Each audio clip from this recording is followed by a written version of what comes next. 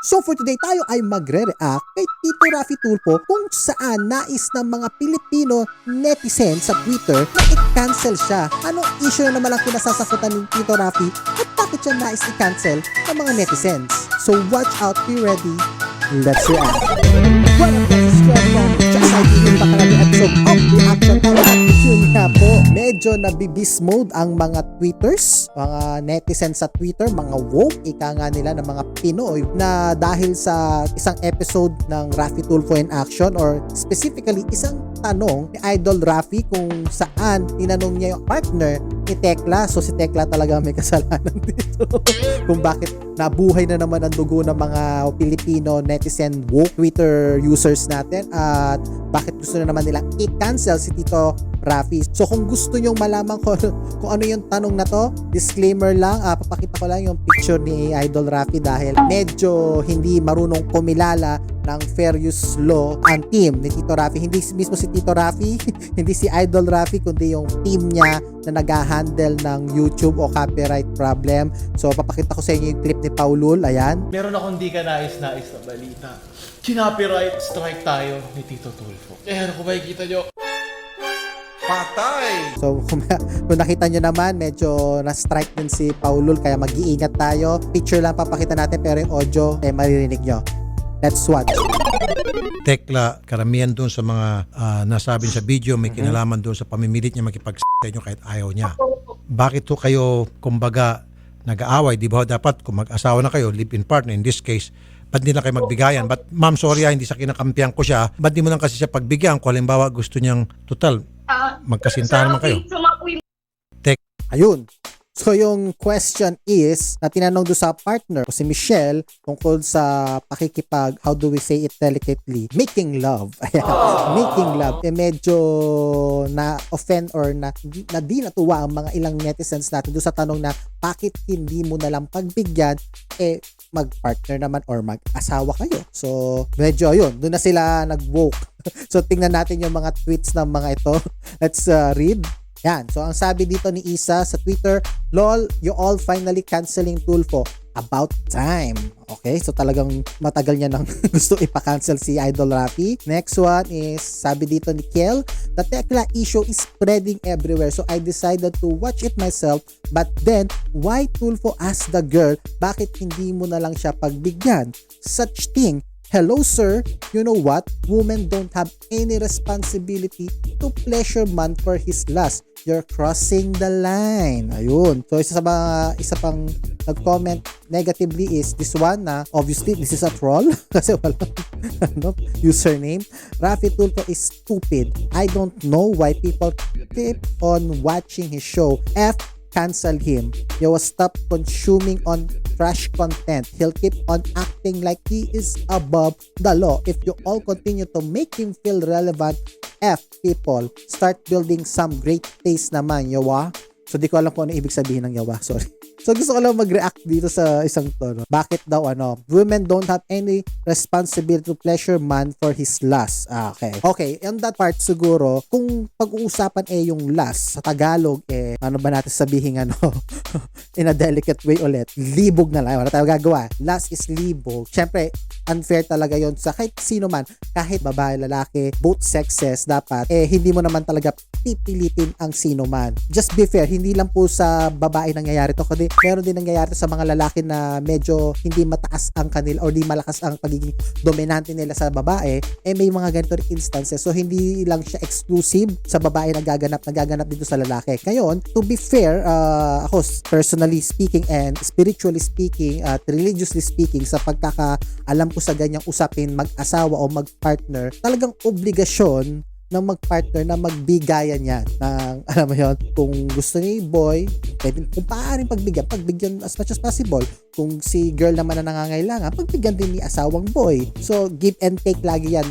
At dapat kung pag-uusapan din yung kailan muna mag-stop, pag-usapan din yan. Dapat pareho may consent, pareho sila aware kung ano yung mga gagawin nila. So to be fair din sa asawa at saka kay Tekla. Ayun. So ibang episode na natin pag-uusapan yung Tekla at saka issue ng asawa niya. Ibang issue to kay Raffy Tulfo tayo. So yun. Next. So meron naman ding mga kumampi kay Idol Rafi. So basahin din natin yung mga tweets na yon. So ang sabi naman dito ng isang Twitter user, they all out there canceling Tulfo but we can't even cancel toxic Filipino officials for literally shitting on us. Ayan. So ang inaatake niya hindi si mismong Idol si Tito Rafi kundi ang mga officials mismo kung bakit kailangan ba ng show na to? Bakit pa kailangan magkaroon ng Rafi Tulfo? Meron naman tayong dapat gobyerno o opisyales na gagawa dapat or magsosolve ng mga itong problem, which is I find it also true. Next. Yes, and we shall also acknowledge na the big problem here is shitty justice system. No one's denying Tulfo's effort naman. Okay, so pareho din ng commenter na isa. Then, the last, instead of being bitchy about the man who is helping many people, why not tell the government to do their job so you won't see a person like Tulfo? So, ayun yung mga ilang comments na nakita na at ayan na nga, nanganak parang mga memes. For example, ayan, katulad itong meme na nakikita nyo ngayon sa tabi ko, ayan. So, ang judicial hierarchy daw ng Pilipinas ay nasa taas si Rafi Tulfo, which is I think nag-comment na siya dito. Kung di ako nagkakamali, nag-comment na siya tungkol sa ganyang issue na yan. Medyo na insulto siya. Hindi ko na lang mahanap yung episode. Please comment down below kung anong episode yun para matago ko sa mga mga data ko. Next, ayan. Meron dito talagang strong ang kanyang opinion tungkol kay Mr. Rafi Tulfo, no? Ang sabi niya dito ni Mr. Francis Baraan. So, sino si Francis Baraan? Siya po ay human rights activist, entrepreneur, hotelier, vlogger, columnist ng Philippine Biz News, GM sa Sirom Beach House, climate, mental health, and LGBT rights advocate. So, okay. Tulfo is neither a judge nor a lawyer. He is just another Jerry Springsteen. Springster yata to. Jerry Springer pala. Springer, hindi Springsteen. Using others for clout, cheap entertainment, and add money. So, medyo mga malalalim na. Baka sa mga hindi nakakaintindi, ano yung clout? Tama ba ang pronunciation natin? Clout. Ayan. Clout.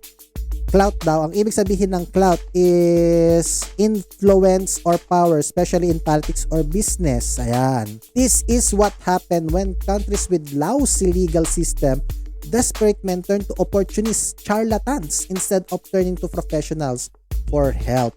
Charlatan. So sa mga hindi nakakalam po ng charlatans, nilagay ko na rin dito. Pakinggan natin kung ano yung pronunciation. Charlatan. Ayan. Charlatan is a person falsely claiming to have special knowledge or skill or fraud. So yan ang opinion niya regarding kay Tito Rafi, which is karapatan niya yan. Bahala siya kung anong opinion niya. Kung libelous pa to, itanong nyo na lang kay Atty. Libayan.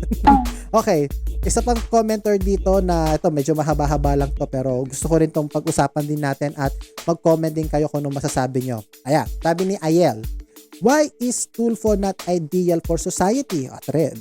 So, bakit daw siya hindi ideal? Una, Tulfo is slowly becoming a Filipino culture. Kesyo pag may conflict sa lupa, magkarelasyon, mga personal na away ng mga private citizens, majority of the people that I know or probably see in public or in private space ang sagot. So, ayan, I do agree in some part na nagiging culture na si Mr. Rafi Tulfo or mga, hindi lang kay Rafi Tulfo, pati ibang mga Tulfo. Sina Ben, sina Erwin, ayang mga, si Mr. Ramon Tulfo. At, well, wala naman tayong, hindi ko naman sabing wala tayong magagawa, pero it's a thing it's a trend. So, we need to live with it. Next, ikumpletuhin lang natin yung sentence Majority of the people that I know or probably see in public or in private space ang sagot, ayan, ipapatulpo kita, which I find it very wrong, mainly because people tend to find justice through trial by publicity, which is totally wrong. What I see in the Tulfo show is ordinary people come to the show to slut shame, humiliate other person accused just to reap intended justice. Okay, so I agree do sa part na yung mali yung trial by publicity, which is kinoment na nga dito nung isang, so meron nga dito isang comment nga rin na parang bakit masama ang trial by publicity. Again, nag-agree ako dito sa part na to na unfair talaga naman yon. Ang sabi niya dito, this is why somehow trial by publicity by Tulfo is toxic and unfair. People here side of an oppressed woman based on the number of views, so we side her as we support and protect women. only to figure out that she committed crimes then, drugs, robbery, and entailed in arson case. Which is, ito yung sinasabi niya, yung part 1 na sa side ng babae na sa 9.3 million views na, unlike dun sa mga sumunod na mga part 3, yan, 2.4 million, at yung isa, yung part 2, nasa 3.9. So, ilang million din yung di pa nakakapanood nito nung side nung mga dumepensa kay Miss Tekla. Again, tama ka naman talaga yun na unfair talaga yung publicity by trial. Maling-mali po talaga yun. Pero, syempre, ang nangyayari, to be fair kay Idol Rafi, lagi nga niya sinasabi, Para Yes maging patas po. dito, ma. Para maging fair tayo dito. Para maging fair naman po dito. I think walang kasalanan dito si Idol Rafi. Ang mas may obligasyon dito yung taong nanonood na maging informed siya, fully informed. Huwag siyang humatol agad-agad sa isang napanood pa nga lang niya. Part 1 pa nga lang eh. So dapat may obligasyon kang panoorin yung part 2. Obligasyon mo yon. Kasi kung di mo pa panoorin yung part 1, part 2, part 3, part 4, kung anumang ilang part man yan, wala ka rin kay na mag-comment ng basta-basta o maghumatol sa isang tao based lang sa isang part 1 na napanood mo. Okay, let's continue ba? Let's move on. Which is very saddening dahil ang ganap, si Tulfo ang nagiging batas. Na porke ikaw ang nagreklamo, the other person is obliged to defend himself despite no criminal case has been filed. I used to watch one episode na hindi na nakapagsalita yung accused kasi na-trash talk na ni Tulfo. Well, may mga ganong pangyayari. Sadly, I do agree again na may ganong pangyayari na katulad niyan. Ang si Tekla, maraming nagalit sa kanya sa Subila, pero nung lumabas na yung part 2, part 3, ang ilang mga part na yan, eh, yung mga Pilipino, yung mga netizens, eh, mas pumaparig na ngayon kay Tekla. Pero, in fairness, to be fair tayo kay Idol Rafi naman, pag may mga tayo sa pagkakamali, katulad dun, remember the teacher part, humingi siya ng paumanhin dun sa teacher, at hopefully hindi na ulit mangyari yon. At hindi namang siguro ganong kalaking kasalanan pa kung sakaling may pagkakamali, kasi tandaan natin, lahat tayo nagkakamali and we make up for it. Katulad ng kung magkamali ka, gumawa ka ng improvement for that, gumawa ka ng mabuti. Kasi ganun ang tao eh. Ganun tayo mag-grow.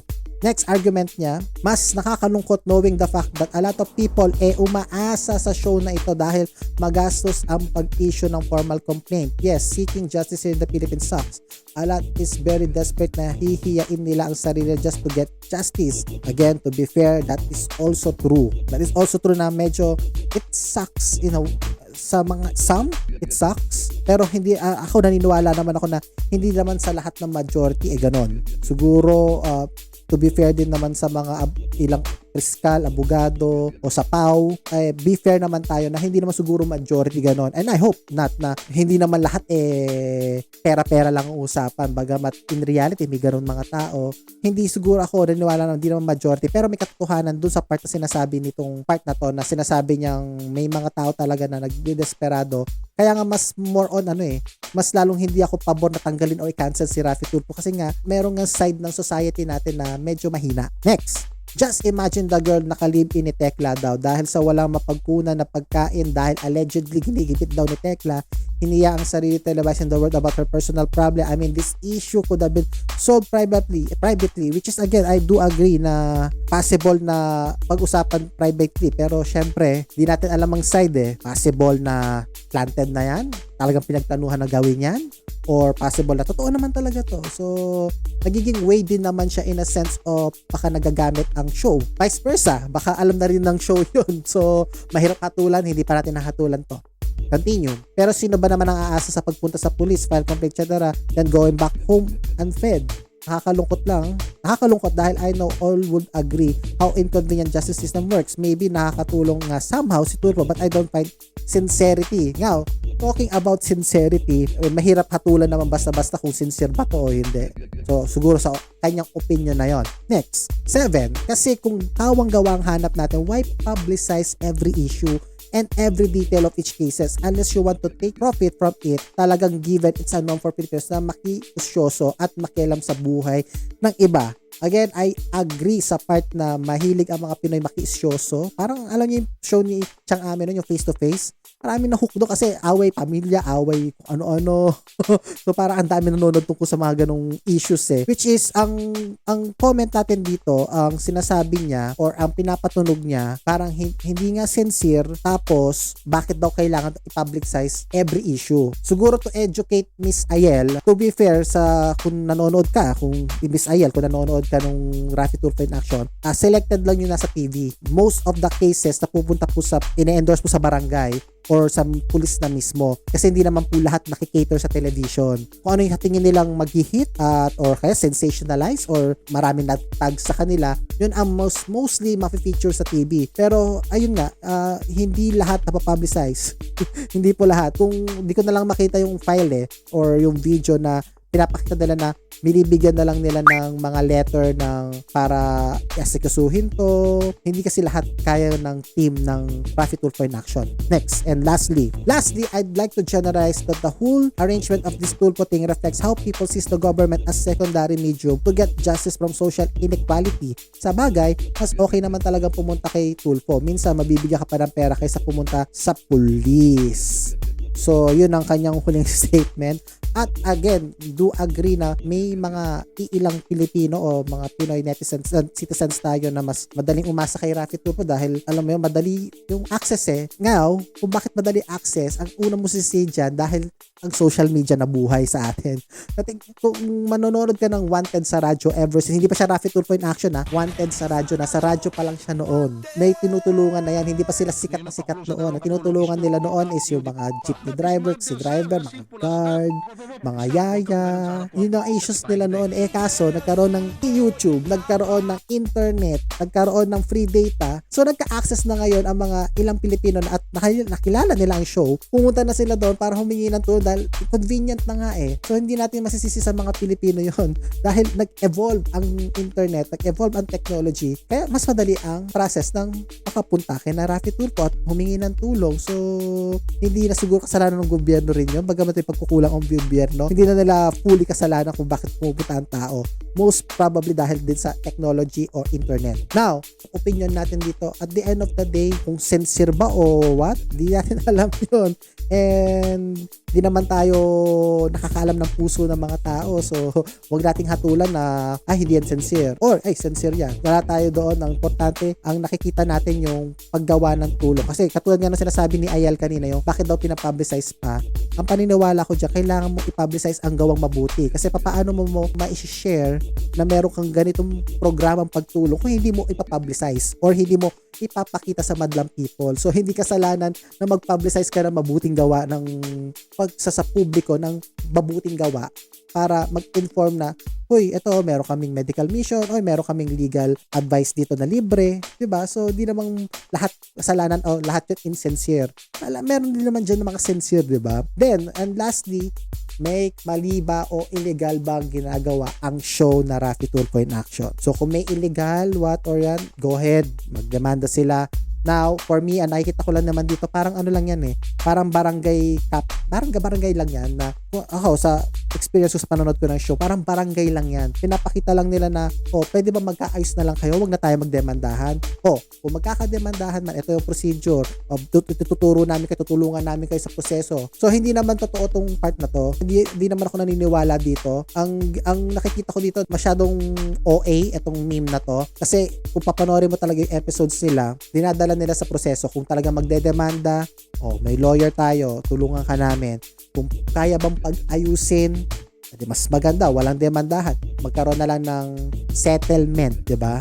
So, I hope guys na-gets nyo kung bakit natitrigger ang mga Twitter netizens, mga woke netizens natin. At least nagka-idea kayo kung ano rin naman ang opinion ko. Please comment down below kung ano rin naman masasabi nyo kapag cancel kay Raffy Tulfo. So, that's it for our episode. Don't forget to like, comment, and subscribe to share nyo rin video at click ang notification bell para updated kayo sa latest happenings. Again, see you next time. Ingatan po kayo ng Diyos sa inyong paggawa and God bless sa inyo lahat. Bye-bye. Hey, bye-bye.